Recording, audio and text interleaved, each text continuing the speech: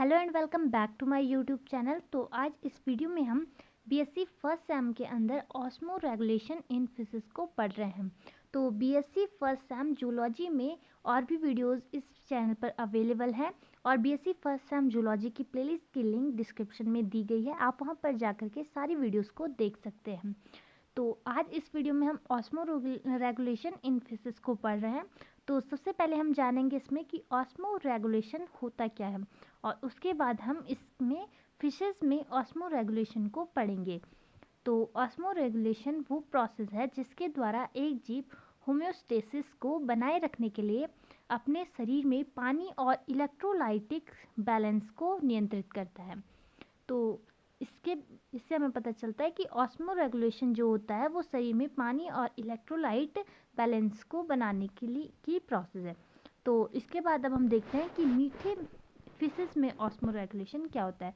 मीठे पानी की मछली यानी कि जिसे हम फ्रेश वाटर फिश कहते हैं और मैराइन फिश जो होती है वो अलग अलग तरीके से ऑस्मो रेगुलेशन करती हैं, क्योंकि वातावरणों में उनकी लवणता यानी कि जो सलाइनिटी होती है उसके अलग अलग स्तर होते हैं। इसीलिए osmo regulation fresh water fish और मैरीन वाटर फिश में अलग अलग तरह से होता है। तो इसके बाद अब हम फ्रेश वाटर फिश में जो ऑस्मो रेगुलेशन होता है उसे और जो मैराइन वाटर में जो फिश होती है उनमें जो ऑस्मो रेगुलेशन होता है उन्हें एक एक करके पढ़ेंगे। तो सबसे फर्स्ट हम पढ़ते हैं osmo regulation in fresh water fish. तो फ्रेश वाटर फिश जो होती हैं वो अपने आसपास के वातावरण के लिए हाइपरटोनिक होती हैं, जिसका अर्थ होता है कि उनकी आसपास के पानी की तुलना में उनके ब्लड में सॉल्ट की मात्रा अधिक होती है। वो मुंह और गिल झिल्लियों जिनके गिल झिल्लियाँ यानी कि जो गिल मेम्ब्रेन होती है उनके माध्यम से पानी की नियंत्रित मात्रा यानी कि कंट्रोल अमाउंट में जो होता है पानी को अवशोषित करती हैं।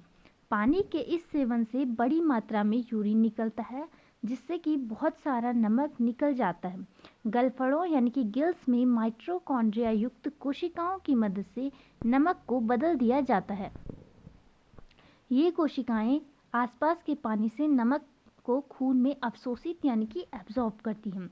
तो इस प्रकार से जो फ्रेश वाटर फिश होती है उनमें इलेक्ट्रोलाइटिक बैलेंस बन जाता है और यही इसमें ऑस्मो रेगुलेशंस होता है। तो इसके बाद अब हम देख रहे हैं osmo regulation in marine fish.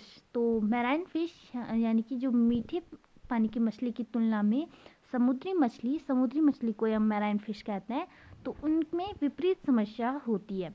मीठे पानी की मछली की तुलना में उनके आसपास के वातावरण की तुलना में उनके रक्त में पानी की मात्रा अधिक होती है, जिससे ये पानी खोने यानी कि वाटर लॉस और नमक को अवशोषित यानी कि अब्जॉर्ब करने की प्रवृत्ति रखते हैं। इस समस्या से निजात पाने के लिए समुद्री मछलियां अधिक मात्रा में पानी पीती है और यूरिन को प्रतिबंधित यानी कि रिस्ट्रिक्ट कर देती है। एक अन्य अतिरिक्त ऊर्जा व्यय जिसे हम एडिशनल एनर्जी एक्सपेंडिचर कहते हैं भी उत्पन्न होता है, क्योंकि इन जीवों को सक्रिय रूप से शरीर से नमक गिल्स के माध्यम से ये शरीर से नमक निकालते हैं और इस नमक को निकालने की इनमें आवश्यकता होती है ताकि ये इलेक्ट्रोलाइटिक बैलेंस और वाटर के बीच बैलेंस बना सकें। तो ये सारी जो प्रोसेस है यही ऑस्मो रेगुलेशन कहलाती है। तो इस वीडियो में हमने देखा osmoregulation in marine fish और osmoregulation in fresh water fish. I hope कि ये वीडियो आपके लिए हेल्पफुल रही होगी। सो वीडियो को लाइक करें, शेयर करें और चैनल को सब्सक्राइब करना ना भूलें।